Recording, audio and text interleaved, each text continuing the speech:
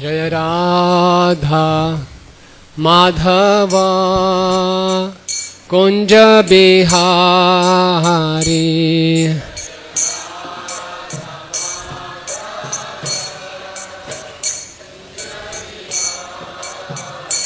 जय राधा माधव कुंज बिहारी।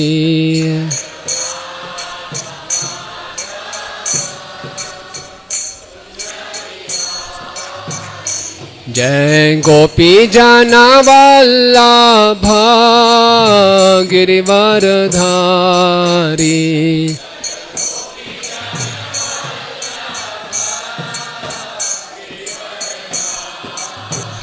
जय गोपी जन वल्लभ गिरिवरधारी।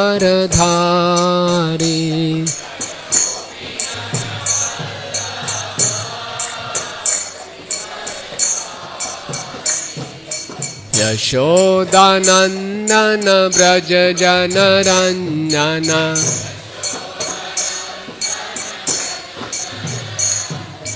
यशोदानंदन व्रज जनरंजन।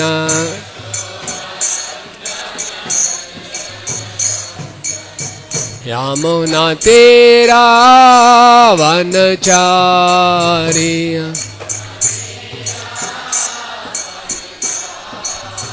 यमुना तेरा वनचारी।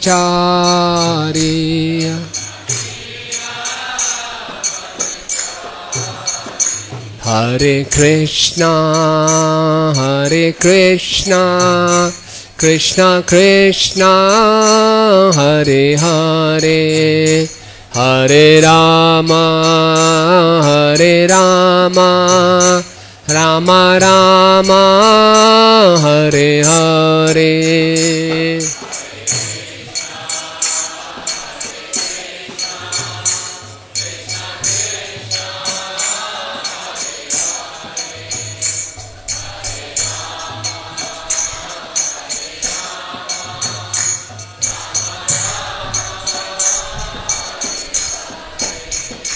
हरे कृष्णा कृष्णा कृष्णा हरे हरे, हरे राम राम राम हरे हरे।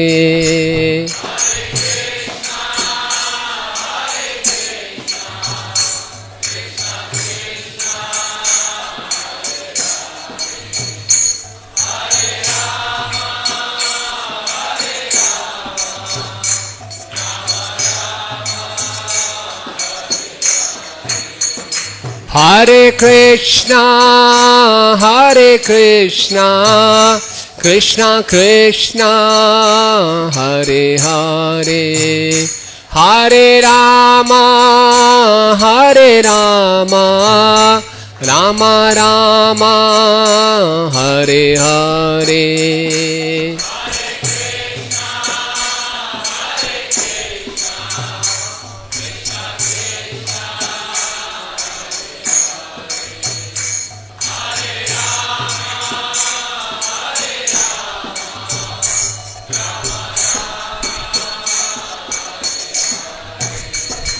हरे कृष्णा कृष्णा कृष्णा हरे हरे, हरे राम राम राम हरे हरे।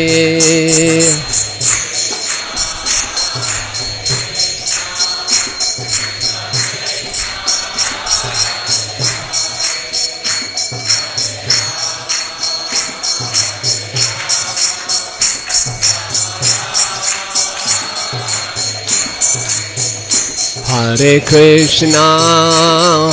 कृष्णा कृष्णा कृष्णा हरे हरे, हरे राम राम राम हरे हरे।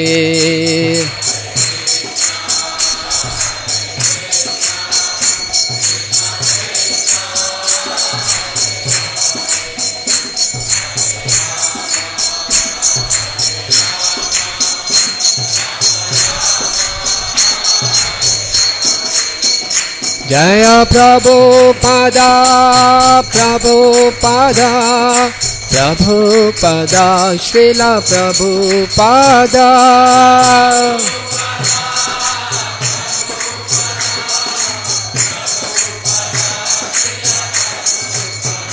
निताय गौर हरि बोल हरि बोल हरि बोल हरि बोल।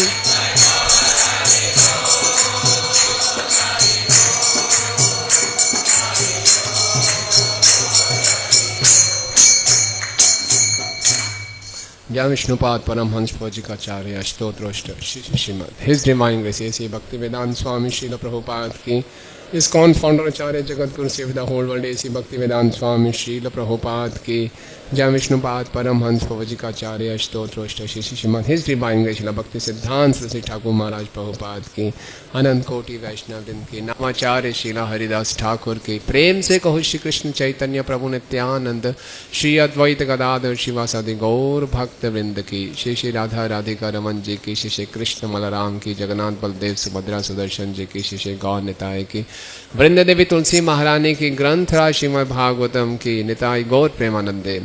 All glories to the assembled devotees, all glories to the assembled devotees, all glories to the assembled devotees, all glories to Shri Guru and Gauranga, all glories to Srila Prabhupada ki। Om Namo Bhagavate Vasudevaya।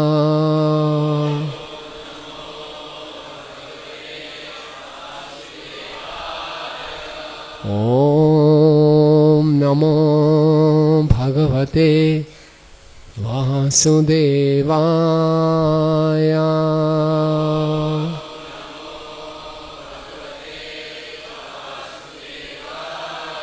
Om Namo Bhagavate Vasudevaya।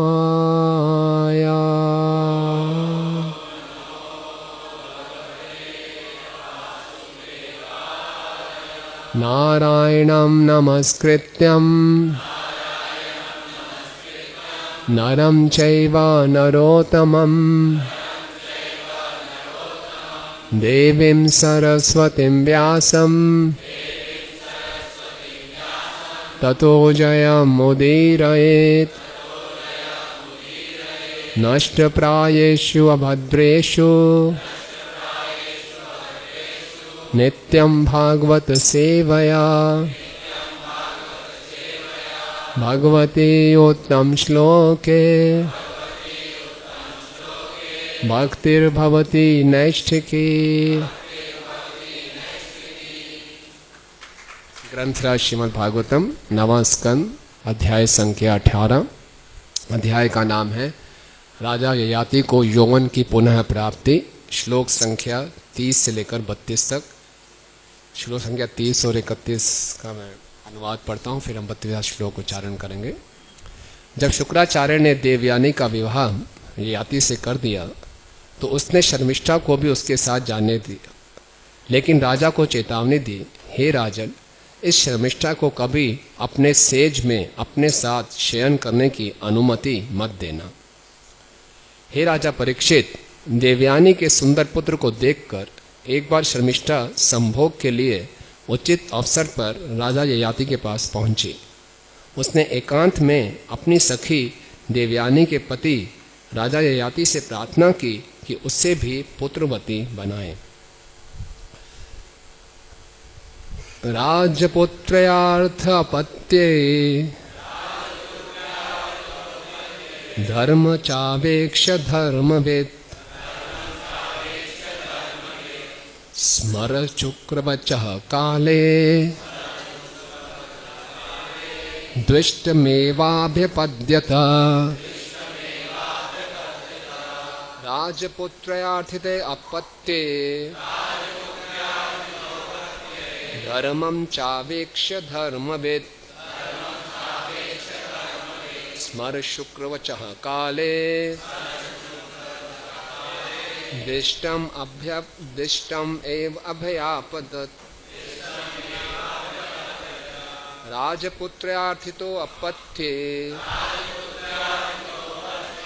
धर्मं चावेक्ष्य धर्मवेत् स्मरन् शुक्रवचः काले दिष्टमेवाभ्यपद्यत।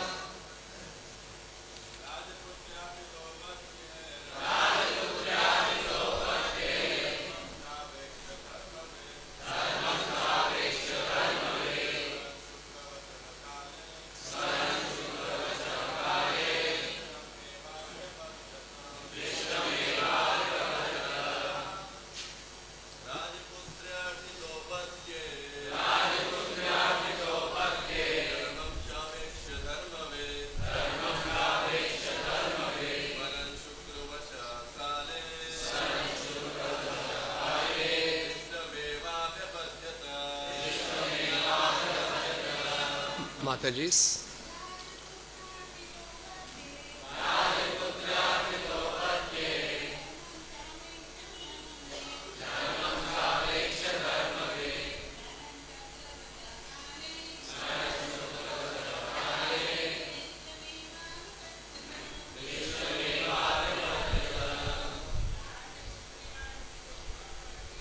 राजपुत्र्यार्थितोपत्ये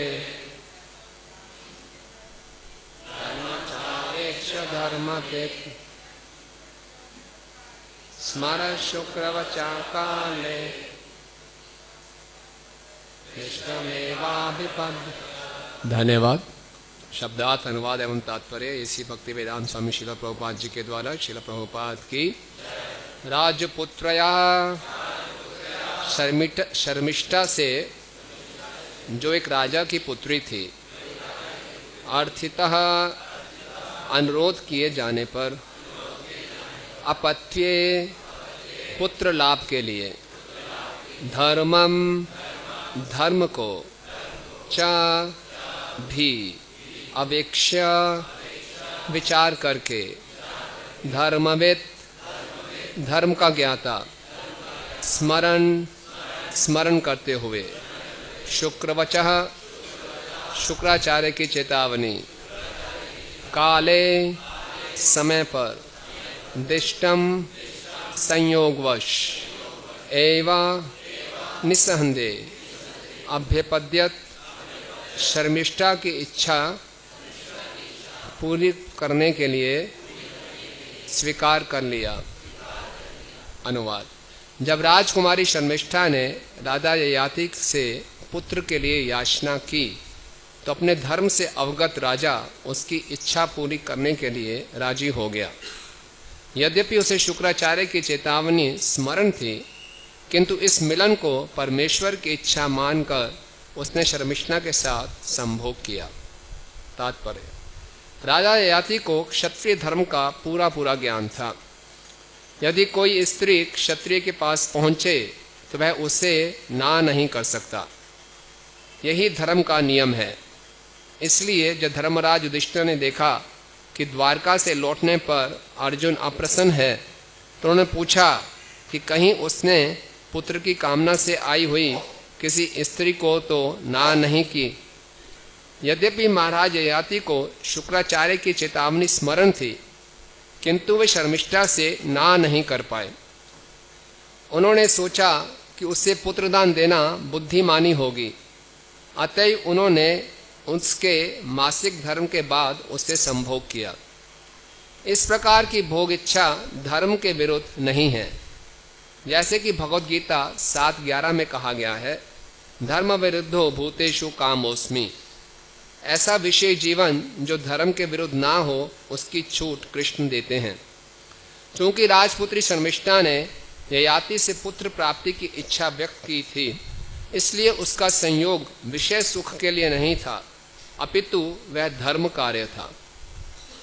ओम ज्ञानतिमिरन्धस्य ज्ञानाञ्जनशलाकया चक्षुरुन्मिलितं येन तस्मै श्रीगुरुवे नमः। श्रीचैतन्यमनोभीष्टं स्थापितं येन भूतले स्वयं रूप कदा मह्यं ददाति स्वपदान्तिकं। वन्देऽहं श्रीगुरो श्रीयुतापदकमलं श्रीगुरून् वैष्णवांश्च श्रीरूपं साग्रजातं सहगण रघुनाथान्वितं तं सजीवं साद्वैतं सावधूतं परिजनसहितं कृष्ण चैतन्यदेवं श्रीराधा कृष्णपादान् सहगण ललिता श्रीविशाखान्वितांश्च। हे कृष्णा करुणा सिन्धु दीनबन्धु जगत्पते गोपेश गोपिकान्त राधा कान्त नमस्तुते। तप्त कांचन गौरांगी राधे वृंदावनेश्वरी वृषभानुसुते देवी प्रणमामि हरिप्रिये। वाञ्छाकल्पतरुभ्यश्च कृपा सिन्धुभ्येव च पतितानां पावनेभ्यो वैष्णवेभ्यो नमो नमः। जय श्री कृष्ण चैतन्य प्रभु नित्यानंद श्री अद्वैत गदाधर श्रीवासादि गौर भक्त वृंदा। हरे कृष्णा कृष्णा कृष्णा हरे हरे हरे राम राम राम हरे हरे। नमो ओम विष्णुपादाय कृष्ण पृष्ठाय भूतले श्रीमते भक्ति वेदांत स्वामी निति नामिने। नमस्ते सारस्वते देवे गौरवाणी प्रचारिणे निर्विशेष शून्यवादी पाश्चात्य देश तारिणे।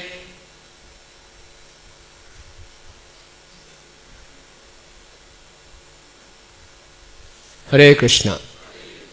आप सब भक्तों का हार्दिक स्वागत है। बहुत ही इंटरेस्टिंग प्रसंग चल रहा है, फैमिली ड्रामा। और जैसे जैसे श्लोक आगे बढ़ते जाएंगे एक के बाद एक ये स्टोरी और कॉम्प्लिकेटेड होती जाएगी।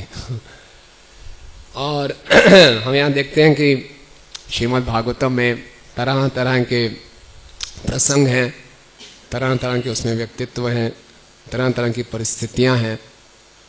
और ये परिस्थिति चल रही है इसमें अभी तक।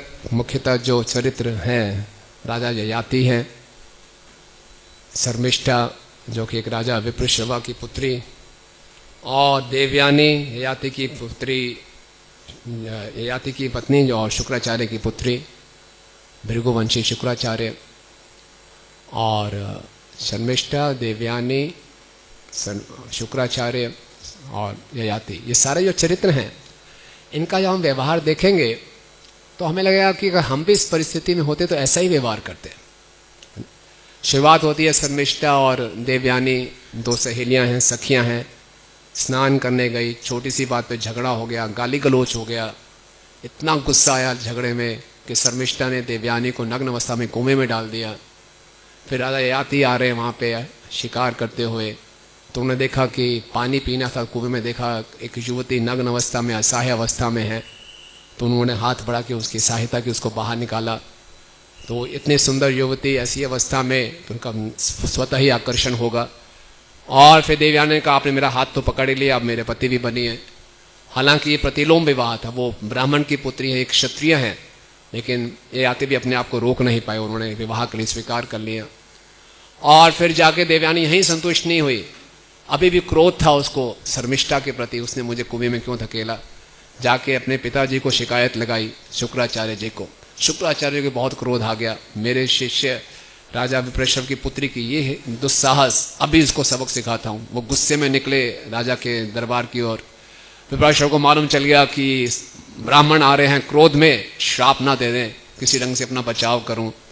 तो बोलो जो कहेंगे करने को तैयार हूं। पहले रास्ते में ही पांव पड़ गए। तो शुक्राचार्य ने बोला ठीक है, मेरी पुत्री का जहां विवाह होगा, हालांकि तुम्हारी पुत्री राजकुमारी है, वो इसकी दासी बन के जाना पड़ेगा। सब स्वीकार है, आप शाप मत दीजिए। तो ऐसी परिस्थिति में यही तो व्यक्ति करेगा। अब शर्मिष्ठा को दासी बना के भेज दिया गया। तो वो कहाँ शांत होगी। राजकुमारी थी और दासी बन गई तो उसका भी क्रोध तो शांत हुआ नहीं। और फिर देखा कि देवयानी जो उसकी प्रतिद्वंदी है उसको सुंदर पुत्र प्राप्त हो गया, उसकी ईर्ष्या और बढ़ गई, मैं यहाँ दासी की तरह पड़ी हूँ। और उसने बोला कि ययाति ने मुझे दासी के, हाँ मैं ययाति के यहाँ दासी के समान हूँ, तो राजा तो दासी से पुत्र उत्पन्न कर सकता है, अच्छा मौका है। तो मैं शर्मिष्ठा गई ययाति के पास कि मुझे पुत्र चाहिए। इससे पहले शुक्राचार्य जी जब विवाह किया ययाति से तो एक कंडीशन रख दी कि ये परिस्थिति है, हालांकि शर्मिष्ठा दासी के रूप में आ रही है और वैदिक संस्कृति में राजा दासी से भी पुत्र उत्पन्न करते थे, लेकिन इस दासी से पुत्र उत्पन्न मत करना, बस ये पर्टिकुलर दासी है, बस बाकी किसी भी दासी से आप पुत्र उत्पन्न करो, किसी और स्त्री का संग करो, हमें कोई दिक्कत नहीं, ये जो है शर्मिष्ठा इसका कभी नहीं करना। तो ये हो गया। तो देखें एक के बाद एक पेचीदा स्टोरी होती जा रही है। और इसके बाद जब शर्मिष्ठा शुक्राचार्य के पास जाती है, ययाति के पास जाती है, तो ययाति अब धर्म संकट में है। राजपुत्र अर्थितो अपत्य, राजपुत्री है, हालांकि वो दासी है लेकिन है तो राजपुत्री। और वो गई ययाति के पास, अर्थितो अपत्य, मुझे भी संतान चाहिए, चाविक्ष धर्मविद। तो राजा तो सब धर्म जानते हैं कि किसी क्षत्रिय के पास कोई स्त्री आए संतान की प्राप्ति के लिए तो उसको अस्वीकार नहीं कर सकता। ये आज के कलयुग में लागू नहीं होता। ये उस समय वैदिक संस्कृति की बात है। और यहाँ प्रभुपाद बता भी रहे हैं कि जब अर्जुन द्वारका से वापस आए थे कृष्ण के अप्रकट होने के बाद, तो बहुत उदास थे। तो कई उदासियों के कारण पूछते पूछते एक कारण ये भी पूछा, कहीं ऐसा तो नहीं है कि कोई स्त्री आपके पास आई हो और आप उसको संतुष्ट ना कर पाए हो। इसी ढंग से देखते हैं महाभारत में भी, जब पांडव वन में थे तो वहाँ पे दो एक राक्षस भाई और राक्षस बहन थी, हिडम्बा और हिडम्बी, है ना। तो हिडम्बा को सुगंध आ गई मानव की, तो अपनी बहन को उसने भेजा, जाओ देखो कौन से मानव है। तो हिडम्बी गई देखने, तो भीम से बहुत आकर्षित हो गई और सुंदर रूप धारण करके भीम के पास आई विवाह का प्रस्ताव लेके। भीम ने कहा मैं बहुत अभी क्रोध की अग्नि में जल रहा हूँ, मैं कोई विवाह नहीं कर सकता, मैंने तो बस कौरवों को हराना है। तो उन्होंने मना कर दिया। तो हिडम्बी को मालूम था ये कैसे मना कर सकता है, क्षत्रिय होते हुए मना कर नहीं सकते। तो धर्मराज युधिष्ठिर के पास गई, देखिए आपका भाई धर्म का पालन नहीं कर रहा। तो युधिष्ठिर ने बोला नहीं, विवाह करो, विवाह करना पड़ेगा, है ना। तो ये धर्म था। तो अब ययाति ने सोचा ये धर्म है, पालन करना है, लेकिन स्मर शुक्रवचा, उनको याद भी आ रहा है कि शुक्राचार्य ने इसी स्त्री के लिए वार्निंग दिया था, चेतावनी दी थी कि इससे संतान उत्पन्न मत करना। अब यही मेरे पास आ गई, तो उसने बोला जो होगा देखी जाएगी, भगवान की इच्छा है, मेरे को अपने धर्म का पालन करना है। इसके बाद शर्मिष्ठा से जब संतान उत्पन्न हो जाएगी और ये बात जब देवयानी को मालूम चलेगी, तो देवयानी का क्या होगा, बहुत क्रोध आया उसको। वापस गई अपने मायके में पिताजी के पास कि देखिए देखिए ऐसा कर दिया आपके दामाद जी ने, शर्मिष्ठा से भी संतान उत्पन्न कर दी। तो शुक्राचार्य को और क्रोध आया और बहुत गाली देते हैं उसको, हे कामुक व्यक्ति, स्त्रियों का संग करता है, तेरे को मना भी किया था शर्मिष्ठा का संग नहीं करना, जाओ बूढ़े बन जाओ, सारा यौवन छीन लिया जाएगा आपसे। तो उसके बाद ययाति जी की इतनी बुरी हालत हो जाती है, बोले अगर मैं बूढ़ा बन गया तो आपकी पुत्री भी संतुष्ट नहीं रहेगी। तो फिर शुक्राचार्य बोलते हैं ठीक है, कहीं से भी यौवन आप एक्सचेंज कर सकते हो। तो फिर इतने निर्लज हो जाते हैं कि अपने पुत्रों के पास जाके भीख मांगते हैं कि मेरा बुढ़ापा ले लो, मेरा यौवन मुझे वापस दे दो। तो ये सारी जब हम देखते हैं तो प्रश्न उठता है भागवतम में क्यों ये चर्चा की जा रही है। ये तो साधारण हम जैसे लोगों का व्यवहार है कि हम भी अपनी इच्छाओं की पूर्ति के लिए कहीं तक भी गिर जाते हैं, लड़ाई झगड़े करते हैं और सोचते नहीं लड़ाई झगड़े में क्या हो रहा है। ऐसा वर्णन क्यों है। और भागवतम को तो अमल पुराण बताया गया है और भागवतम के प्रारंभ में ही घोषणा कर दी गई कि इस अमल पुराण में क्या मिलने वाला आपको। वैद्यम वास्तवम अत्र वस्तु शिवतम तापत्रय अनुमूलनम धर्म प्रोजिता कीटवत परमो निबत सराणाम सताम। कि इस भागवत में सारे ये जो उल्टे सीधे धोखा देने वाले धर्म हैं, इस सब की छुट्टी कर दी गई है। केवल शुद्ध भक्ति का वर्णन है, यही वास्तविक वस्तु है। वैद्यम वास्तवम अत्र वस्तु शिवतम, ये सबके लिए लाभकारी है। तो ये कैसे, ये प्रसंग हमारे लिए कैसे लाभकारी होगा। तो अगले अध्याय में हम पढ़ेंगे किस प्रकार ये ययाति महाराज का अंत होता है कि वो ये सारे कामुकमय जीवन से इतने दुखी हो जाते हैं कि उनके अंदर वैराग्य उत्पन्न होता है और वे घर छोड़कर वन की ओर बढ़ते हैं। तभी इस नवे स्कंद का नाम भी है मुक्ति। भागवतम के 10 विषयों में से एक विषय मुक्ति। तो ययाति महाराज एक आर्यव्रत थे और भागवतम के पहले स्कंद में जब परीक्षित महाराज प्रकट हुए तो युधिष्ठिर महाराज ने बड़े बड़े ज्योतिषियों को बुलाया और उनसे कहा कि इस पुत्र का क्या भविष्य होगा, क्या इसका चरित्र होगा। तो सब ने बहुत सुंदर सुंदर भविष्यवाणी की कि आपका जो पोता है ये शिबी की तरह, राजा शिबी की तरह दानवान होगा, रंती देव की तरह बहुत दयालु होगा और ययाति की तरह धार्मिक होगा। ययाति है वह धार्मिका है ना, ययाति जी का नाम बहुत प्रसिद्ध है शास्त्र में कि ये ययाति की तरह धार्मिक बनेगा, क्योंकि ययाति जी ने बहुत यज्ञ किए थे, बहुत दान दिए थे, लेकिन काम वासनाओं में पड़ के उनका ज्ञान ठग गया। आवृतम ज्ञान देते ना ज्ञानिनो नित्य वैरिणा, उनका ज्ञान ठग गया और प्रतिलोम विवाह किया। और प्रतिलोम विवाह यानी कि अपने से उच्च जाति की स्त्री से विवाह किया और शुक्राचार्य जी ने जो टर्म्स एंड कंडीशन रखी उसको एक्सेप्ट कर लिया। हाँ ठीक है, जो आप कह रहे हैं वैसा करेंगे, मुझे विवाह करने दीजिए। और फिर उसको इसका उनको परिणाम भुगतना पड़ा। तो हालांकि उन्होंने अपने धर्म का पालन किया लेकिन समस्या और गंभीर हो गई। तो यहां हम देखते हैं इस आज के श्लोक से हम दो सिद्धांत निकालने का प्रयास करेंगे कि हालांकि ययाति जी ने धर्म का पालन किया, श्री श्री राधा राधिका रमन जी की, श्री श्री कृष्ण बलराम की,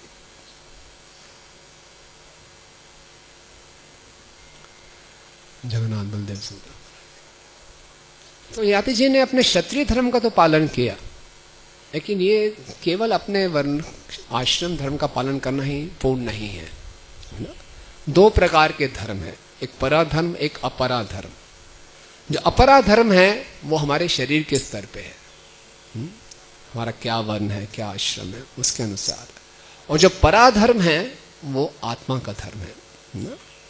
तो केवल अगर अपरा धर्म का पालन कर रहे हैं, अपने वर्ण के अनुसार क्षत्रिय धर्म का, ब्राह्मण धर्म का पालन किया, लेकिन परा धर्म भगवान को संतुष्ट नहीं किया, तो पूर्ण नहीं है। सावे पुंसो परो धर्म यथा भक्ति अधोक्षज अहेतु की प्रतिहता ये आत्मा सुप्रसिद्धति। असली संतुष्टि, पूर्ण संतुष्टि तो तभी मिलेगी जब हम भागवत धर्म का पालन करेंगे।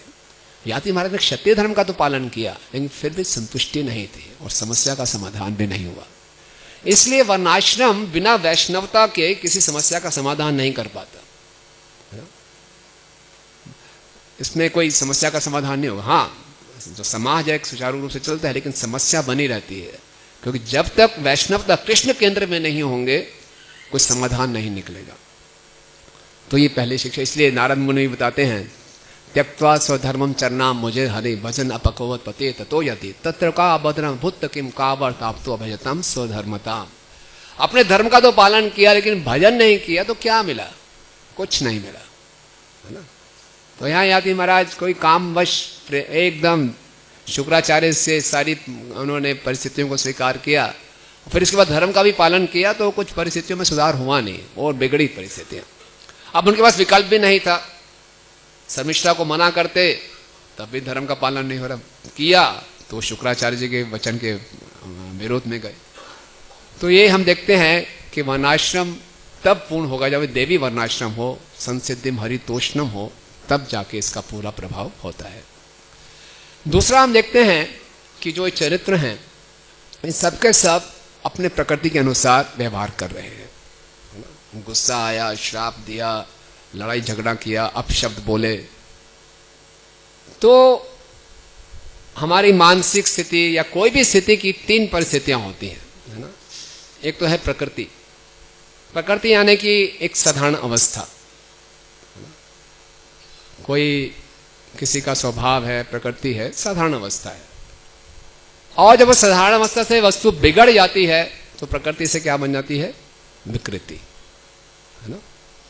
और साधारण अवस्था से उसमें कुछ सुधार हो जाता है तो प्रकृति क्या बन जाती है? संस्कृति, है ना।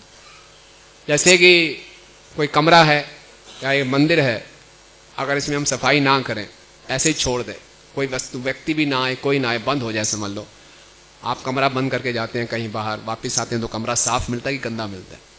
हाँ, स्वाभाविक है, गंदा तो अपने आप हो ही जाएगा। तो स्थिति तो अपने आप बिगड़ जाती है, बिगाड़ने के लिए कोई ज्यादा प्रयास नहीं करना पड़ता, है ना। तो क्या होगा? प्रकृति से विकृति। लेकिन उसको अगर सुधारना है, हमेशा साफ रखना है, तो क्या करना पड़ता है? प्रयास करना पड़ता है। तो प्रकृति से क्या हो जाएगा? संस्कृति, है ना। तो ये जो नियम है हमारे जीवन की हर परिस्थिति में लागू होता है।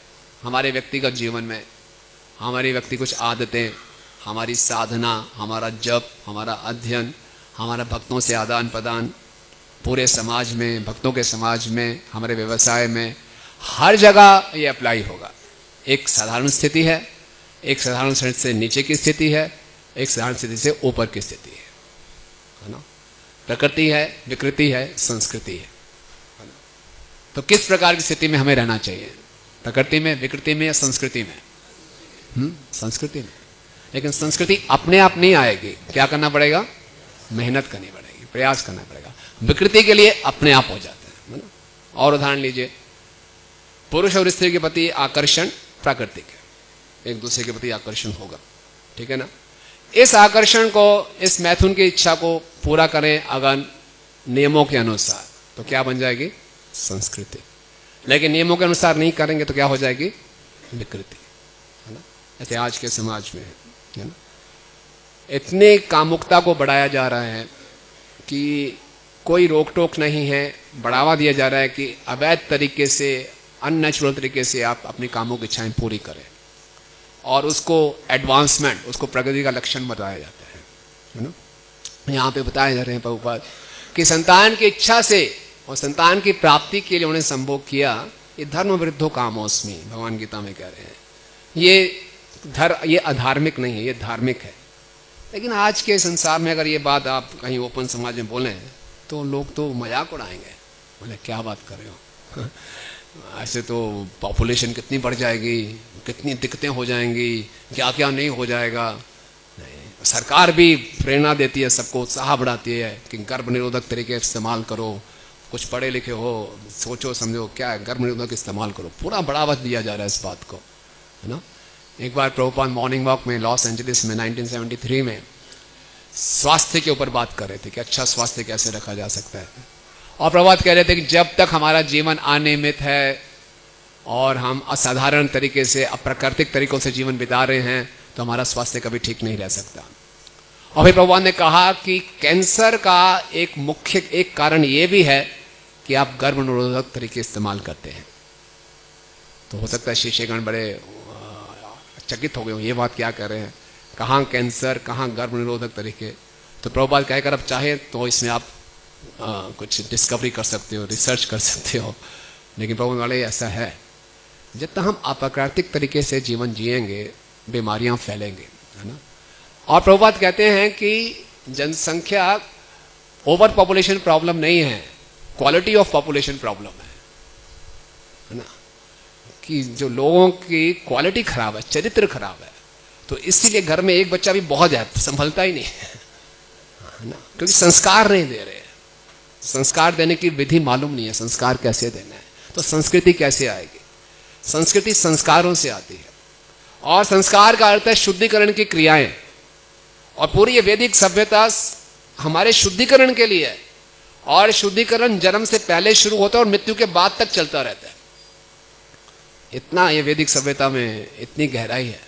जन्म से पहले गर्भाधान संस्कार, अंत्येष्टि संस्कार, फिर श्राद्ध भी चलते रहते हैं, है ना। मृत्यु के बाद भी संस्कार समाप्त नहीं होते। तो पूरा का पूरा है वैदिक सभ्यता इस पर केंद्रित है। लेकिन आज के समाज में कोई संस्कार नहीं है।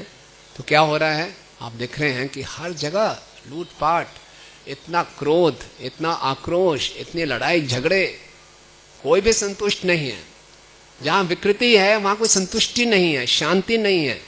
और जहाँ संस्कृति है वहाँ प्रेम है, वहाँ सद्भाव है, वहाँ कोऑपरेशन है, वहाँ एक दूसरे में विश्वास है। इसलिए श्रील प्रभुपाद कहते हैं श्रीमद् भागवतम के पहले स्कंद के प्रीफेस में कह रहे हैं, ध्यान से सुनिए, इस समय मानव समाज विस्मृति के अंधकार में नहीं है। इसने समग्र विश्व में भौतिक सुविधाएं, शिक्षा तथा आर्थिक विकास के क्षेत्र में तेजी से प्रगति की है, किंतु समाज के विराट वपु में कहीं ना कहीं कुछ चुभन है। प्रभुपाद इंग्लिश में लिख सम पिन प्रिक, कहीं कहीं पिन चुभ रहा है। हालांकि टेक्नोलॉजिकल बहुत एडवांसमेंट हो गई है, लेकिन कहीं ना कहीं कुछ पिन चुभ रहा है, जिससे छोटी छोटी बातों पर भी व्यापक रूप से झगड़े हो रहे हैं। छोटी छोटी बातों पर बड़े बड़े झगड़े हो रहे हैं, है ना। पार्किंग स्पेस को लेकर मर्डर हो जाते हैं, है ना। गाड़ी में थोड़ा सा स्क्रैच लग गया, कितने लड़ाई झगड़े हो गए। फिर आगे लिख रहे हैं, अतः ऐसे दिशा बोध की आवश्यकता है, एक डायरेक्शन चाहिए जिससे सामान्य हित के लिए मानवता, शांति, मैत्री तथा समृद्धि के क्षेत्रों में एक हो सके। एक डायरेक्शन चाहिए जिससे पूरे मानव समाज में शांति आ सके, समृद्धि हो सके और सब एक हो सके। फिर प्रभुपाद कह रहे हैं, श्रीमद् भागवतम से इस आवश्यकता की पूर्ति होगी। कैसे? क्योंकि यह समग्र मानव समाज के पुनः आध्यात्मिककरण के लिए एक सांस्कृतिक भेंट है, a cultural presentation for the re-spiritualization of the society। एक आध्यात्मिक भेंट है पूरे मानव समाज के पुनः आध्यात्मिककरण के लिए, है ना। प्रभुपाद जी लिखते हैं कि हमारा जो प्रचार है वो होगा एजुकेशन से, डिवोशन से और कल्चर से, ना? तो भागवतम एक कल्चरल प्रेजेंटेशन है, एक सांस्कृतिक भेंट है। यानी कि हम सबने भी अपने जीवन में देखा होगा, हम भक्ति में आने से पहले हमारी कौन सी स्थिति थी? संस्कृति, प्रकृति और विकृति में से कौन सी स्थिति थी? अधिकांशतः लोग विकृत अवस्था में या प्राकृतिक अवस्था में थे। बहुत कम होंगे जो संस्कृति की अवस्था से, जिनका जन्म वैष्णव परिवार में हुआ, बचपन से अच्छी बातें सीखी, वो होंगे। अधिकांशतः हमारी बुरी आदतें थी, और जब भक्तों के संपर्क में आए तो हम संस्कृति की ओर बढ़ रहे हैं। आप देख सकते हैं हमारे पहनावे में बदलाव आया, किस तरह का हम संगीत सुनते थे और अब कौन सा संगीत सुनते हैं, किस प्रकार का हम भोजन करते थे, अब कौन सा भोजन करते हैं, किस प्रकार की हम भाषा उपयोग करते थे, अब कौन सी भाषा उपयोग करते हैं, ना। किस प्रकार से हमारा लोगों को देखने का तरीका था, किस प्रकार की पुस्तकें हम पढ़ते थे, किस प्रकार की बातें हम सुनना पसंद करते थे, तो सबका सब बदला है ना, परिवर्तन आया है। और ये क्योंकि हम भागवतम के संपर्क में हैं, पुस्तक भागवत भी और व्यक्ति भागवत के संपर्क में, तो हमारे जीवन में परिवर्तन आया। तो प्रभुपाद बोले यही जो भागवतम है ये सांस्कृतिक भेंट है पूरे समाज का पुनः आध्यात्मिककरण करने के लिए, और यही समाज में शांति, समृद्धि ला सकता है। और हमारे व्यक्तिगत जीवन में भी जितना हम भागवतम को ध्यानपूर्वक सुनेंगे, पढ़ेंगे और इनके सिद्धांतों को अपने जीवन में उतारेंगे, हम विकृति और प्रकृति से संस्कृति की ओर बढ़ेंगे। और जितना हम भागवतम प्रिंसिपल्स को सही ढंग से अपने जीवन में नहीं उतारेंगे, बड़ा स्वाभाविक होगा प्रकृति से, संस्कृति से विकृति की ओर जाना। क्योंकि माया का प्रवाह है, अगर आप गंगा जी में जाके कोई वस्तु डालो अपने आप आगे बढ़ेगी, आपको एफर्ट्स नहीं करने हैं, है ना। इसलिए माया का प्रवाह है, 3 गुणों के प्रभाव में अपने आप वस्तु नीचे आती है, लॉ ऑफ ग्रेविटी, हर चीज नीचे ही आ रही है ना। पानी हमेशा नीचे ही गिरेगा, उसके लिए प्रयास नहीं करने पड़ते, लेकिन नीचे से ऊपर ले जाने के लिए पंप लगाना पड़ता है, मोटर लगानी पड़ती है, बाल्टी खुद उठा के जाना पड़ता है, प्रयास करना पड़ता है। इसलिए जो माया का प्रवाह है इस कलयुग में बिल्कुल उल्टा है, हमें सबको विकृति की ओर ले जा रहा है। लेकिन भागवतम हमें क्या कर रहा है? नहीं, इस फ्लो को उल्टा करना है। एक सांस्कृतिक भेंट लोगों को बताएंगे, ऐसी भी जीवन शैली है ना। जैसे हमारे एक भक्त थे, वो पेट्रोल पंप पे पेट्रोल भरवा रहे थे और मर्सिडीज चला रहे थे, और गाड़ी से बाहर निकले तो धोती कुर्ता डाला होगा, तिलक लगाया होगा। तो एक और यंग लड़की थी जो गाड़ी वहाँ पे पेट्रोल भरवा रही थी, वो तो बड़ी उत्सुक हो गई, अरे ये क्या कॉम्बिनेशन है। मर्सिडीज के अंदर से एक युवा निकला और उसने ये सब डाला हुआ है, ये तो बड़ा, ये पंडित जी मर्सिडीज चला रहे हैं। तो बड़ी हैरानी की बात है। तो गई उसके पास, एक्सक्यूज मी, आपसे मैं पूछ सकती हूँ क्या कॉम्बिनेशन समझ में नहीं आया? आपकी ऐसी वेशभूषा, धोती तो आजकल कोई डालता नहीं है, एक तिलक भी, और अरे ये क्या, और आप मर्सिडीज चला रहे? बोले हाँ मैं बहुत अच्छा बिजनेसमैन हूँ, इंडस्ट्रियलिस्ट हूँ। हाँ अच्छा, तो फिर बताया कृष्णा कॉन्शियसनेस क्या है। तो कल्चरल, ये सांस्कृतिक भेंट है ना। तो हम जो पढ़ते हैं, सुनते हैं भागवतम के सिद्धांतों को, चरित्रों को, उनको अच्छे ढंग से उनका मंथन करके अपने जीवन में उतारेंगे, तभी पूरे समाज में परिवर्तन आएगा और तभी पूरे समाज का पुनः आध्यात्मिककरण होगा। और हम देखते हैं भागवतम में हर प्रकार के इंसिडेंट्स मिल जाते हैं। यहां हम देखें कि देवयानी और शर्मिष्ठा कैसे लड़ाई झगड़ा कर रहे हैं, विवाह से पहले भी, विवाह के बाद भी, और कैसे परिस्थितियां और परेशानी की तरफ बढ़ती जा रही है। लेकिन इससे विपरीत परिस्थितियां भी देखते हैं, सुनीति और सुरुचि का, है ना।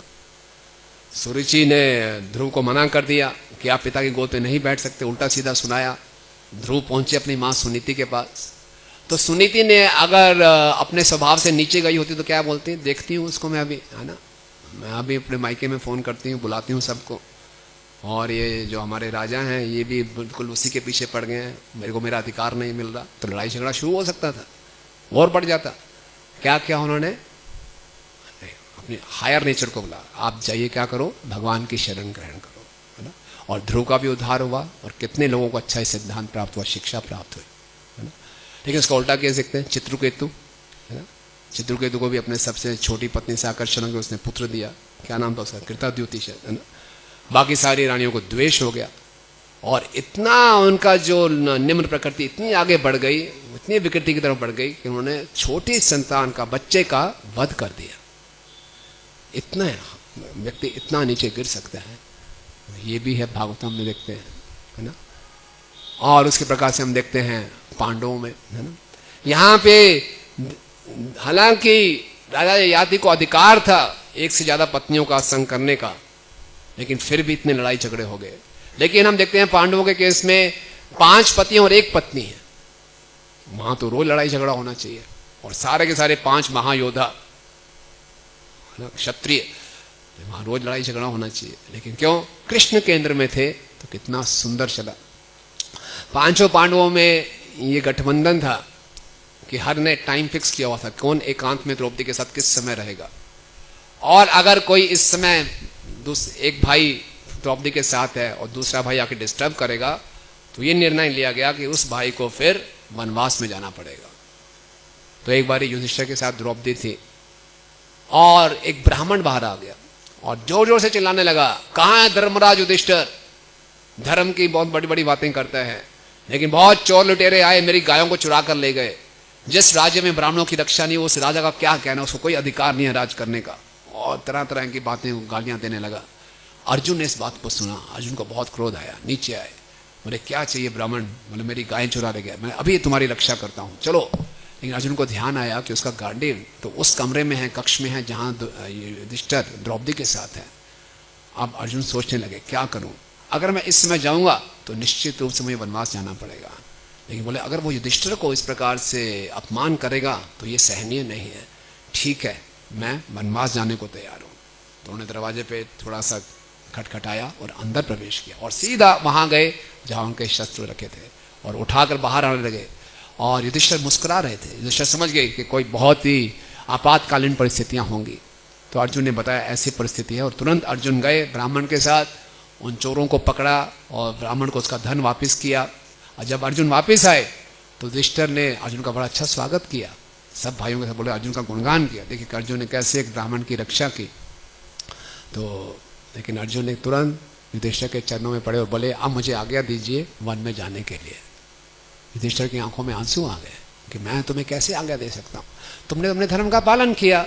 और वैसे भी अगर एक छोटा भाई बड़े भाई के व्यक्तिगत कक्ष में आए तो ये अपराध नहीं है, अगर बड़ा भाई छोटे भाई के कक्ष में जाए तो ये अपराध है, ये निंदनीय है। तो आपने कोई अपराध नहीं किया, आपको वनवास में जाने की आवश्यकता नहीं है। लेकिन अर्जुन ने कहा नहीं, जो हमने बात पहले की थी वो होगी, मैं जाऊंगा। और फिर अर्जुन वनवास में गए। तो ये संस्कृति थी अपने आप ही, जहां संस्कृति है व्यक्ति अपनी इच्छाओं को नहीं देखेगा, वहां कोई स्पर्धा नहीं है। और जहां विकृति है वहां व्यक्ति केवल अपनी इच्छाओं की पूर्ति के लिए है और उसके लिए वो किसी भी हद तक गिरने को तैयार है। और हमारा स्वभाव जो स्पॉन्टेनियस रिस्पॉन्स होगा हमारा, वो क्या है, विकृति की तरफ होगा, है ना। हम देख सकते हैं हमारे को अंदर कोई भी एक बुरी आदत आएगी, अगर उसको हम रोकेंगे नहीं तो परिस्थिति और बिगड़ती जाएगी। अगर हमारे एक सुनने उठने का एक समय है और उसको हम थोड़ा सा डिले कर दें और होता जाएगा, और उस पर सुधारेंगे नहीं तो और देर होता जाएगा, है ना। हमारा जप है, अगर वो ठीक नहीं हो रहा और उस पर हम ध्यान नहीं देंगे तो अपने आप का जप ठीक हो जाएगा और बिगड़ता जाएगा। हमारा अध्ययन है, कई बार भक्त लोग सेवा में इतने व्यस्त हो जाते हैं, काफ़ी दिन अध्ययन नहीं होता, तो फिर बाद में एक्सपीरियंस शेयर करते हैं कि दोबारा पढ़ाई शुरू करना बहुत मुश्किल होता है। आदत पड़ गई, छूट गई तो छूट गई, फिर दोबारा से अपने उत्साह को बढ़ाओ करो, बड़ा मुश्किल है। तो जो कंडीशनिंग है उसके साथ बहना तो बहुत स्वाभाविक है, इस कंडीशनिंग के उल्टे जाना, इस संस्कृति के अपनाना तो उल्टा बढ़ना पड़ेगा, तो बड़ा मुश्किल है। तो हम देखते हैं, लेकिन अगर हम हमेशा गुरु के आदेशों को, भक्तों के संग में रहें और कृष्ण को केंद्र में रखें तो ये करना आसान हो जाता है। तो हमारी जो विल पावर है वो बढ़ती है। तो एक तरफ है कंडीशनिंग है, एक तरफ हमारी ये विल पावर है। ये बैटल, ये युद्ध हमेशा चलता रहेगा।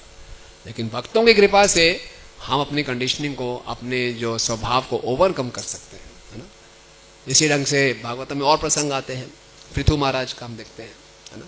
पृथु महाराज भी क्षत्रिय हैं, यज्ञ कर रहे हैं और इंद्र आते हैं, उनके यज्ञ में हस्तक्षेप करते हैं। तो क्या किया पृथु महाराज ने, इतने क्रोधित हो गए, 99 यज्ञ हो गए, ब्राह्मणों को आगे दे, ठीक है इनका वध कर दो। और वो वध करने ही वाले थे तो ब्रह्मा जी आए, उन्होंने पृथु को रोका। अगर पृथु जी का रजोगुण इतना बड़ा होता तो होता वो अपने अथॉरिटी की बात भी ना मानते। आप उनको फेवर कर रहे हैं, है ना। एक साधारण व्यक्ति ऐसे बिहेव करता। गलती किसकी है? मेरी की, इंद्र की। इंद्र की गलती, उसको जाकर संभालो, हमेशा मुझे क्यों पकड़ते हो? यही रिस्पॉन्स होता है नॉर्मल, है ना। उसको तो आप कुछ कर नहीं सकते क्योंकि वर्षा देता है, मुझे आप पकड़ लेंगे। उन्होंने ब्रह्मा जी की बात मानी, है ना। और फिर क्या हुआ, भगवान उनसे प्रसन्न हो गए, भगवान वहां प्रकट हो गए, है ना। इस प्रकार देखते हैं अश्वत्थामा। अश्वत्थामा ने युद्ध के बाद दुर्योधन को प्रसन्न करने के लिए द्रौपदी के 5 सोते हुए पुत्रों का वध कर दिया। द्रौपदी इतना दुखी हो गई, रोने लगी। तो अर्जुन ने वचन दिया कि जब तक मैं अश्वत्थामा का वध नहीं कर दूंगा और तुम उसके सर पे खड़े होकर तर्पण नहीं करोगे, तब तक मैं तुम्हारे आंसू नहीं पहुंचूंगा। अर्जुन शपथ लेने में बहुत आगे थे, और उसका फिर काम भगवान को करना पड़ता था। भगवान ने बिठाया और भगवान रथ ले गए, अश्वत्थामा का पीछा किया और अश्वत्थामा ने एक ब्रह्मास्त्र छोड़ा। तो अर्जुन फिर परेशान हो गया, अरे क्या। फिर भगवान की शरण ली, प्रार्थना की। भगवान ने बोला ये ब्रह्मास्त्र है, और अश्वत्थामा ने छोड़ तो दिया, वापस लाना नहीं आता है इसको, तो अब दोबारा ब्रह्मास्त्र छोड़ो और इसको काउंटरएक्ट करो। फिर उसने ब्रह्मास्त्र छोड़ा और फिर अश्वत्थामा को पकड़ के लाए। जब अश्वत्थामा को पकड़ लिया, रस्सियों से बांध दिया, तो भगवान ने याद दिलाया अर्जुन को, तुमने वचन दिया था द्रौपदी को, सर काट दो इसका। लेकिन अर्जुन ने किया नहीं, रुक गए। उन्हें ठीक है, ले गए, द्रौपदी के पास ले गए। और जब द्रौपदी ने देखा कि अर्जुन अश्वत्थामा को पशुओं की तरह रस्सी से खींच के ला रहे हैं, तो द्रौपदी का पहला रिस्पॉन्स ये नहीं था, बहुत अच्छा किया, मार दो इसको। बोला नहीं, ये ब्राह्मण है, ब्राह्मण से ऐसा बर्ताव क्यों कर रहे हो, खोल दो इसको, है ना। फिर बोला अरे ये तो आपके गुरु के पुत्र हैं, द्रोणाचार्य के पुत्र हैं, उनसे ऐसा व्यवहार क्यों करेंगे। फिर तीसरा उन्होंने बोला जो कृपी है द्रोणाचार्य की मृत्यु के बाद वो सती नहीं हुई, क्योंकि वो पूर्ण रूप से अपने पुत्र पर निर्भर है, तो इसका वध कर देंगे तो कृपी का क्या होगा। फिर उन्होंने बोला मैं जानती हूं कि एक पुत्रहीन होने का क्या दुख है, तो कृपी को पुत्रहीन नहीं होना चाहिए, तो ऐसा मत करो। ये जब इतनी बड़ी बड़ी बातें कर दी द्रौपदी ने, युधिष्ठिर ने बोला बिल्कुल ठीक है, नकुल सहदेव बोले बिल्कुल ठीक है, अर्जुन ने बोला बिल्कुल ठीक है, भीम बोला बिल्कुल ठीक नहीं है, इसका वध करो। और फिर भगवान मुस्कुरा रहे ये सारा देख के, और अर्जुन को बोला अर्जुन अपने वचन को पूरा करो। अब भगवान भी बीच की बात करे, कभी इधर कभी उधर, है ना। तो अर्जुन समझ गए कि क्या करना है। तो अर्जुन ने बोला इसका वध भी करूंगा और वध नहीं भी करूंगा। तो क्या किया, उसके बाल काट दिए और उसकी मणि सर से निकाल दी, है ना। तो बहुत सुंदर उदाहरण है किस ऐसी विकट परिस्थितियों में भी कैसे उन्होंने संस्कृति की तरफ बढ़े, विकृति की तरफ नहीं। बहुत स्वाभाविक था, पकड़ते ही अश्वत्थामा का सर काट देते, इतना क्रोध था, नहीं ऐसा नहीं किया, है ना। तो जब हम भागवतम में ऐसे चरित्रों को पढ़ते हैं, सुनते हैं, तो इसमें हम मंथन करते हैं, वहां से हमें शक्ति प्राप्त होती है। जब व्यास देव जी ने सारे वैदिक साहित्यों की रचना कर दी, तभी वो संतुष्ट नहीं थे। और जब नारद मुनि वहां पर आए और उनको बोला कि हमने पूर्ण रूप से भगवान के गुणों का वर्णन नहीं किया, खुलकर वर्णन नहीं किया, तो फिर नारद मुनि जी का आशीर्वाद प्राप्त करके संप्राश्य में बद्रीनाथ के पश्चिमी तट पे व्यासदेव जी बैठे, उन्होंने ध्यान लगाया, और ध्यान लगा उन्होंने देखा उनको भगवान के भी दर्शन हुए और माया देवी के भी दर्शन हुए। और उन्होंने देखा या सम्मोहितो जीवो आत्मानम त्रिगुणात्मकम परो अपि मानुते अनर्थम। हालांकि जीव है, उन्होंने देखा यह सम्मोहितम जीवम, जो जीव है कैसे त्रिगुणात्मक माया से सम्मोहित हो रहा है। परो अपि, हालांकि ये परे है, इन तीनों गुणों से परे है आत्मा, लेकिन मानुते अनर्थदम, अपने आप को ये शरीर मान रहा है, तब क्या हो रहा है, तत्कृतम अभिचाद्यते, और इसलिए बार बार कर्म फल में फंस रहा है। तो फिर क्या किया उन्होंने, फिर आगे के श्लोक में बता रहे हैं, अनर्थम उपशमम साक्षात भक्ति योग अधोक्षजे लोकस्य जानाति विद्वान चक्र सात्वत संगीता, कि इन अनर्थों से छुटकारा पाया जा सकता है अधोक्ष भगवान की भक्ति में जोड़कर। लोकस्य जानाता, साधारण लोग जानते नहीं, इसलिए विद्वान चक्र सात्वत संगीता, तभी व्यासदेव जी ने ये भागवतम की रचना की। तो कैसे भागवतम की रचना से हमारे अनर्थ कैसे समाप्त हो जाएंगे? यस्य वै श्रूयमाणायाम कृष्ण परम पुरुष है भक्ति उत्पादते पुंसाम शोक मोह भयापहा, कि जिसके श्रवण करने मात्र से ही परम पुरुष कृष्ण में भक्ति उत्पन्न हो जाती है और शोक मोह भय से छुटकारा मिल जाता है। तो इसलिए श्रील प्रभुपाद जी ने इतने सुंदर हमें तात्पर्य दिए, और प्रभुपाद जी के इस भागवतम के तात्पर्यों से पूरे विश्व में क्रांति आई है। भागवतम तो पहले भी थी, लेकिन पूरे विश्व में क्रांति नहीं आई थी। प्रभुपाद जी के तात्पर्यों से पूरे विश्व में क्रांति आई है, और हमारा भी ये कर्तव्य है इन तात्पर्यों को भी हम शरण ग्रहण करें भक्तों के संग में, और अपने जीवन की हर परिस्थिति को हम भागवतम में पा सकते हैं। हमारे कोई भी परिस्थिति, कोई भी दुख, कोई भी सुख कोई यूनिक नहीं है। हम सबको लगता है कि मेरी परिस्थिति कुछ यूनिक है। भक्त लोग बोलते प्रभु जी आप मंदिर नहीं आ रहे, कुछ विशेष परिस्थितियां हैं। वो विशेष परिस्थितियां भागवतम में हैं, पढ़ेंगे उसका समाधान मिल जाएगा, और समाधान को अपने जीवन में उतारें। प्रभुपाद से हमें शक्ति प्राप्त होती है, प्रभुपाद की कृपा से, भक्तों के संग से, तो हम विकृति से संस्कृति की ओर हमेशा प्रयास करते रहेंगे। इसके लिए उत्साह की आवश्यकता होती है, तो ये इसके लिए निरंतर प्रयास चाहिए। तो नहीं तो बहुत आसान है गिरना, बहुत आसान है, स्वाभाविक है नीचे उतरना, लेकिन पूरे करंट के विरोध चलना है तो भागवतम की शरण चाहिए, भक्तों की कृपा चाहिए। तो देखते हैं प्रभुपाद जी ने जब हिप्पियों के पास गए तो पूर्ण रूप से एकदम विकृत समाज था, निष्कृष्ट समाज था। लेकिन कैसे हुआ, प्रभुपाद जब बॉस्टन में उतरे 18 सितंबर को तो देखकर परेशान हो गए, ये कैसी परिस्थितियां हैं, कहाँ ये मेरा संदेश सुनेंगे। नहीं, प्रभुपाद जी ने फिर भागवतम के पहले स्कंद के दूसरे अध्याय से श्लोकों का उच्चारण शुरू किया।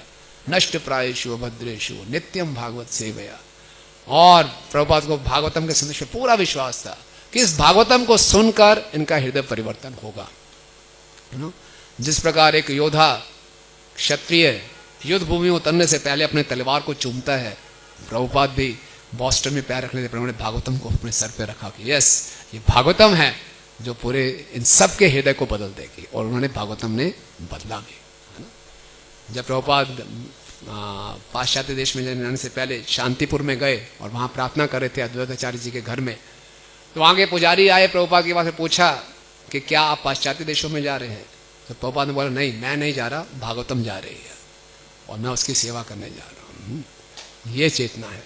तो इसलिए हम सबको इतना सुंदर ये ग्रंथ प्राप्त है, हम इसकी शरण लें, इसके सिद्धांतों को समझें, भक्तों में इसकी चर्चा करें, और हम देखेंगे निश्चित रूप से हमारे जीवन में परिवर्तन आया है और आता रहे। हम वापस नीचे ना गिरें, क्योंकि भक्ति में कुछ साल बिताने के बाद फिर वो उत्साह कम हो जाता है, वो मेहनत करने की इच्छा कम हो जाती है, और फिर क्या होता है, एक स्थान पे नहीं रह सकते।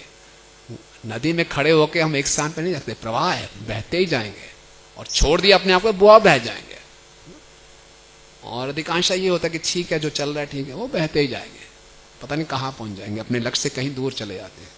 इसलिए अपने आप में हम देखें ये जो सिद्धांत है प्रकृति विकृति और संस्कृति, तो हर अपने जीवन के पहलू में हम अपना अवलोकन कर सकते हैं कि हम किस दिशा में जा रहे हैं।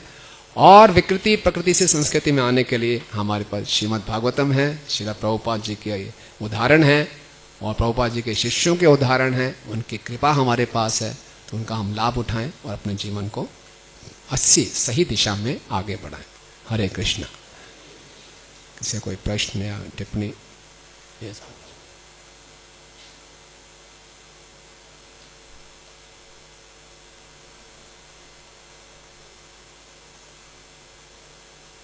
हरे कृष्णा। धन्यवाद प्रभु जी फॉर लेक्चर। मुझे मेरा क्वेश्चन ये जो अनुवाद है इसी में से है कि राजा ने बोला कि परमेश्वर की इच्छा मानकर शर्मिष्ठा के साथ वो संभोग करते हैं, लेकिन भागवतम में ऐसे और भी कई एग्जाम्पल मिलते हैं, जब शापित होते हैं राजा तो वो अन्य दूसरे तरीके अपनाते हैं, ऋषि मुनियों से प्रार्थना करते हैं पुत्र की उत्पत्ति के लिए। शर्मिष्ठा भी वो कर सकती थी और राजा के पास भी ऑप्शन था कि वो उन दोनों ऑप्शंस को चूज कर सकता था, पर उन्होंने भगवान को मतलब बोल दिया कि भगवान की वजह से भगवान की इच्छा है, और उन्होंने उनके साथ संभोग किया। तो ये कहाँ तक सही है? यानी कि आप कह रहे हैं कि ययाति क्या कर सकते थे इस अवस्था में? किसी मतलब ऋषि उनको, क्योंकि शुक्राचार्य की चेतावनी तो याद ही थी, तो शुक्राचार्य से भी प्रार्थना कर सकते थे, या उनसे बोल सकते थे कि आपकी पुत्री ऐसी इच्छा कर रही है, या अन्य किसी ऋषि से ऐसी इच्छा कर सकते थे, कि जबकि वो भी कर सकती शर्मिष्ठा। उस समय तो द्वापर युग में तो ये सारे ऑप्शंस अवेलेबल थे कि वो अन्य ऋषियों से प्रार्थना करके पुत्र की इच्छा कर लेकिन सबके सब अपने अहंकार में थे।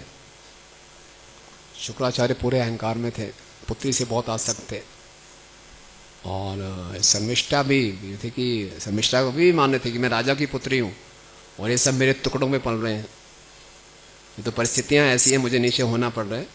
लेकिन उन्होंने स्वीकार नहीं किया अपने दासी उसको। सब अपने अहंकार में थे, किसी ने भी क्षमा मांगी नहीं एक दूसरे से। पहली बारी में क्षमा मांग ले तो परिस्थितियाँ आगे बढ़ती ही ना, नहीं मांगी, सब अपने अहंकार में थे, मेरी स्थिति ऊंची है, ऐसे हो सेवा तो। लेकिन सॉरी आप हैं, और किसी का कोई टिप्पणी या प्रश्न? हाँ बच्चे।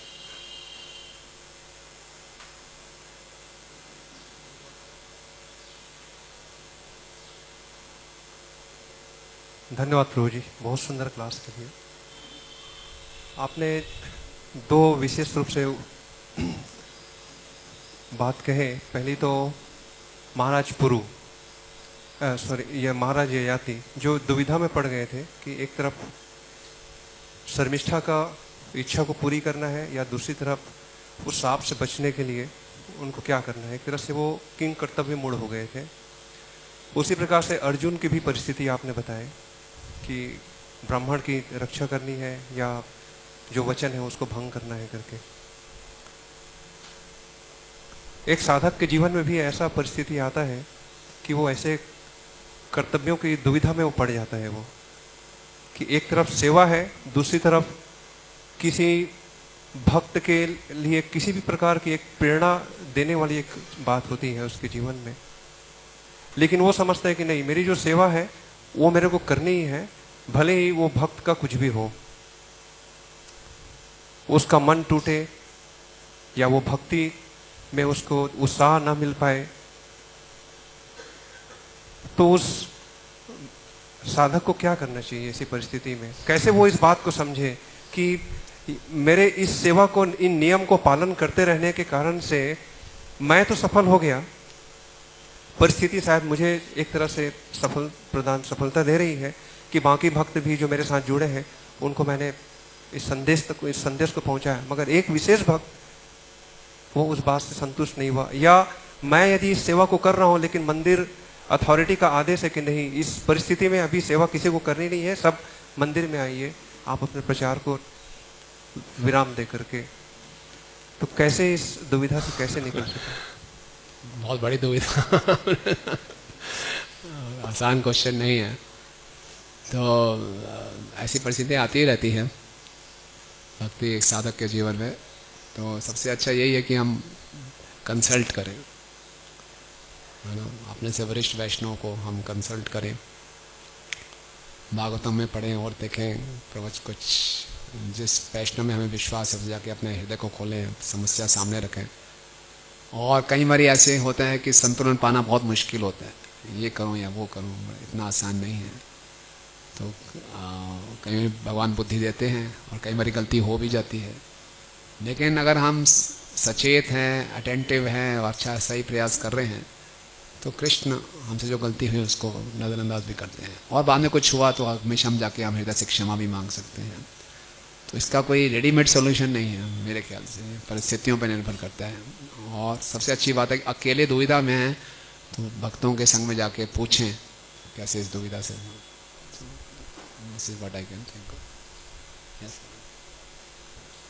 प्रभु जी के प्रश्न से आगे एक पॉइंट मेरे मन में निकल आया।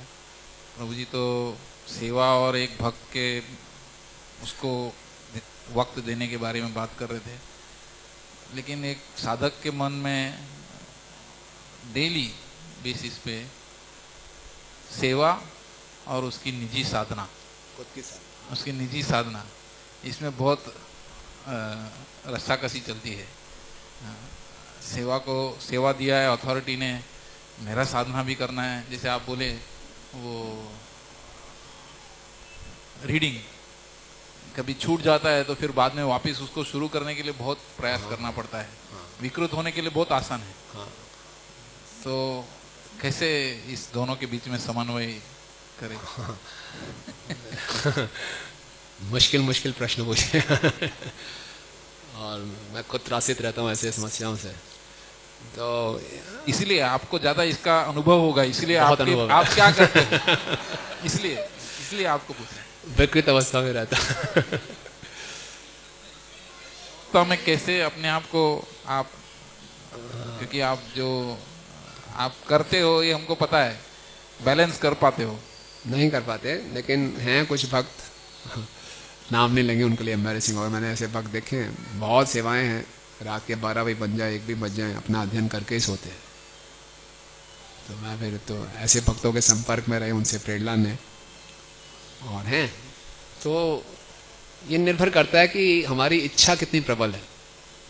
बहाने तो बहुत मिल जाएंगे, है ना। जैसे मैं जानता हूँ राधानाथ स्वामी महाराज, मैंने एक लेक्चर सुना था, जब वो न्यू वृंदावन में थे तो पुजारी की सेवा थी उनके पास, और उसमें कोई फैसिलिटीज भी नहीं थे। तो कैसे अध्ययन करते थे? आरती करते करते अध्ययन करते थे।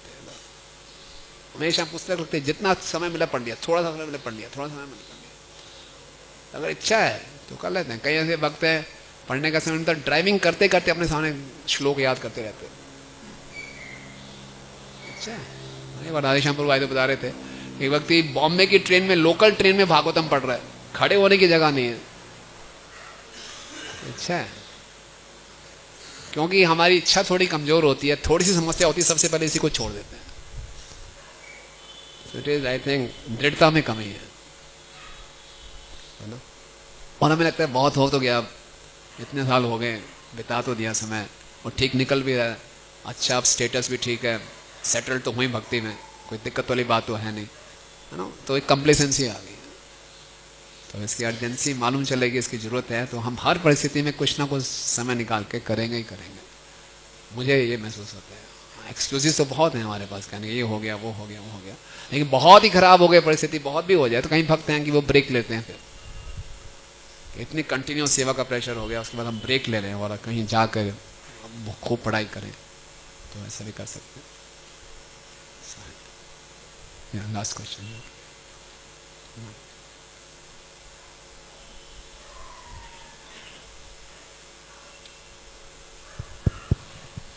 थैंक यू गुरुजी आपके सुंदर क्लास के लिए। गुरुजी मेरा प्रश्न ये था कि जैसे ये जब शुरू हुआ, एकदम श्लोक हम पढ़ते हैं कि कैसे महाराज जाति के बाद शर्मिष्ठा आती हैं, तो एक तो क्षत्रिय धर्म होता है कि याति महाराज को शर्मिष्ठा को स्वीकार करना होता है या नहीं करना होता, लेकिन एट द सेम टाइम याति महाराज के गुरु का भी आदेश था, शुक्राचार्य गुरु के समान थे, और ब्राह्मण भी थे, ब्राह्मण का भी आदेश था। तो क्या जो है वो ये क्षत्रिय धर्म का पालन करना श्रेष्ठ था या गुरु के आगे का पालन, ब्राह्मण के आगे का पालन करना श्रेष्ठ था? इसमें याति महाराज ने विचार नहीं किया, ऐसा लगता है। उन्होंने सोचा कि भगवान की इच्छा है और उन्होंने स्वीकार कर लिया, और प्रभुपाद भी इस पर टच नहीं करते। लेकिन मेरी जिज्ञासा थी कि क्या हम, अगर जैसे हम ये सुनते हैं कि फॉर हायर प्रिंसिपल हम लोअर प्रिंसिपल को गिव अप करते हैं, तो क्या ये कंसिडरेशन याति महाराज ने ले लिया था? तो शायद फिर हो सकता था कि अगर ब्राह्मण की आज्ञा या गुरु की आज्ञा श्रेष्ठ होती तो इस सिचुएशन में नहीं पड़ते। हाँ, अच्छा प्रश्न है। मैंने इस पर विचार किया था। कई बार हम अपने वर्ण से बहुत आसक्त होते हैं, अपने इमेज से, मैं क्षत्रिय हूँ, मुझे करना ही है, और फिर उसका कंसिडर नहीं किया। देखिए जैसे सेम केस था, उर्वशी गई अर्जुन के पास, अर्जुन ने उसको नकारा, है ना, तो बोला आप तो पूर्वा राजा के थे तो मेरी माँ के समान हो। लेकिन जहाँ तक मुझे लगा कि याति में इतनी शक्ति नहीं थी उसको मना कर सके, याति की खुद इच्छा थी और उनके साथ उन्होंने संभोग किया और इसको पुत्र दिया, और उसने फिर इसको विधि का विधान मान लिया। ठीक है, और ये भी हमारे साथ होता है, कई बार हमारी परिस्थितियाँ ऐसी होती हैं, हम थोड़े ढीले पड़ते हैं, बोले ठीक है जो भाग्य में मिल गया, इसको रजिस्ट नहीं करते। हायर प्रिंसिपल था अगर वो शुक्राचार्य की आज्ञा का पालन करते, है ना।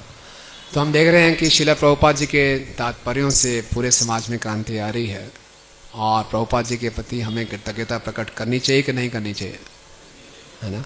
तो कृतज्ञता मन से भी है, शब्दों से भी है और कर्म से भी है।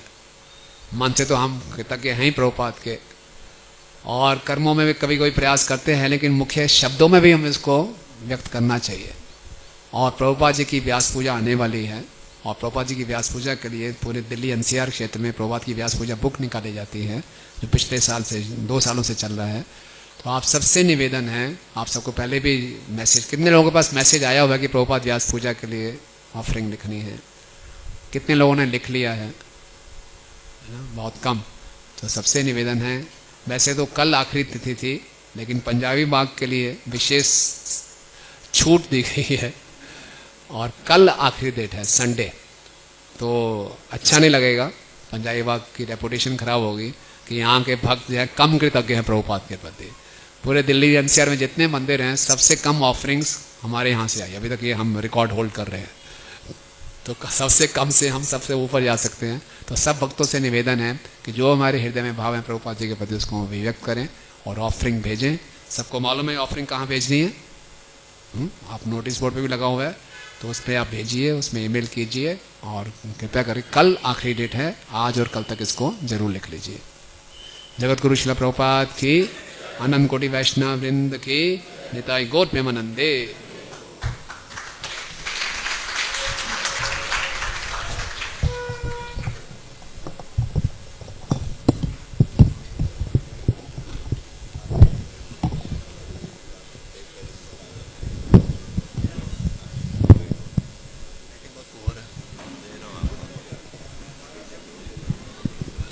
हरे कृष्णा।